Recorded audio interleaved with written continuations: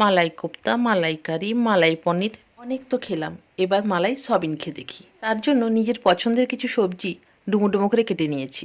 একটা পাত্রে পোস্ত, চারমগজ, কাজু বাদাম, টমেটো দিয়ে বেটে নিয়েছি। সয়াবিনটা লবণ জলে ভেজানো ছিল, সেটাকেই চিপুড়ে নিলাম। এরপর কড়াতে সামান্য সাদা তেল গরম করে জিরে, শুকনো লঙ্কা ফোড়ন দিয়ে কেটে রাখা সবজিগুলো ঢেলে দেবো। লবণ দিয়ে একটু ভাপিয়ে নেব। এরপর হলুদ, লঙ্কা, ধনে গুঁড়ো আর আদা গরম মশলা বাটা দিয়ে কিছুক্ষণ কষিয়ে নেব। যখন আলু সেদ্ধ হয়ে যাবে তখন কাজু আর মগজ বাটাটা দিয়ে দেবো। ভালো করে কষানো হয়ে গেলে উপর থেকে কসুরি মেথি দিয়ে আরেক কিছুক্ষণ কষিয়ে নেব। এরপরে সেদ্ধ করা সয়াবিনগুলো দিয়ে ভালো করে মাখিয়ে জল দিয়ে দেবো।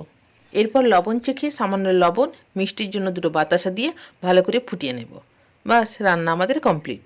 ভাবছেন তো মালাই কোথায়? ওটি বাজারে।